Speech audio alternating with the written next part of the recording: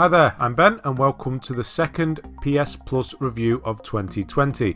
In this video I'll be taking a look at the games that we'll be getting for the month of February. You'll be able to download these games between February 4th and March 2nd.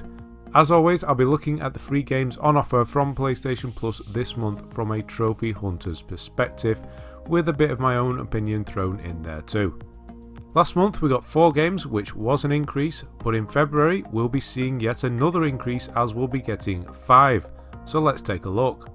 First, second and third up this month is BioShock the Collection. That's 2 months in a row that we're getting a trilogy collection. Well, Uncharted isn't a trilogy anymore, but you know what I mean. Now again, I'm not going to address each game individually as they're pretty much the same when it comes to trophy difficulty and time to platinum. The only ways they differ is that the first game can be done in a single playthrough, while the other two require 2 playthroughs each. Having said that, if you've never played BioShock, I would do so without using a guide first and clean up all the trophies on a second playthrough. So that's 2 each really. Not only do we get all 3 of the base games in this collection, but we get all of the single player DLC for each game as well. This to me is actually the most exciting part. I've never played the Burial at Sea DLCs for BioShock Infinite, and apparently they're excellent, so I cannot wait.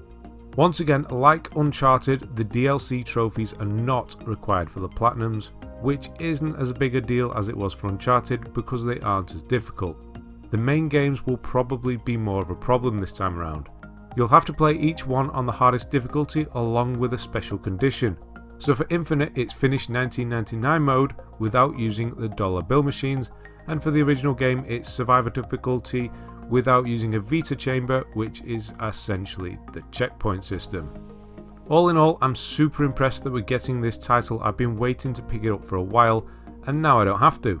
I've been thinking of doing some more full platinum walkthroughs on my channel, and now that a lot of games have been delayed in the next few months, I'll have the time to do so. What do you guys think of me doing one for the original BioShock? Let me know in the comments below. Title number 4 this month is Sims 4. Not a game series that everyone likes, but I've always enjoyed them. Growing up mainly playing PC games in the 90s, I've always had a soft spot for management and real-time strategy games. Sadly, games like Command & Conquer never really ported over to consoles very well, but the Sims games always seem to play alright. The Sims games are really slow paced, and that's obviously reflected in the time to platinum. You can platinum the original BioShock twice in 30 hours.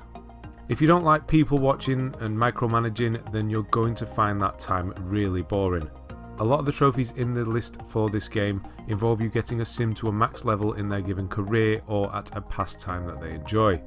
Obviously having more sims in your household will allow you to get through these quicker, but I'd advise you looking up a guide to find the optimal way to do these if you're going for the platinum. Like I said, not for everyone, but I like to play games like these as filler.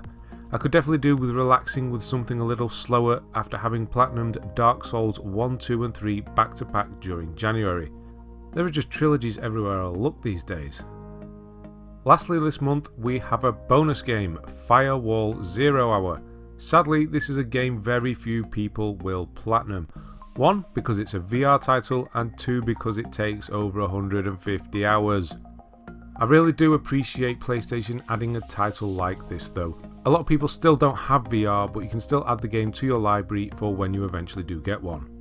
Firewall 0 Hour is essentially a VR take on Rainbow Six Siege, and I have to admit that sounds pretty awesome. I won't be going for the platinum, but I can definitely say I'll be giving this one a try. More than likely on a blank account. I've only played a handful of VR games myself, and the immersion you feel with the headset on will really complement a game like this. Sadly, the price of entry is still pretty high and the concept is still just a novelty. It's definitely not the future of gaming or anything. Right, that's it this month. I'm sure you'll agree, pretty damn impressive. Let's keep it going, Sony. Join me next month when I'll be taking a look at March's game. Let's hope they can outdo themselves once more. Thanks for watching, and I'll see you then.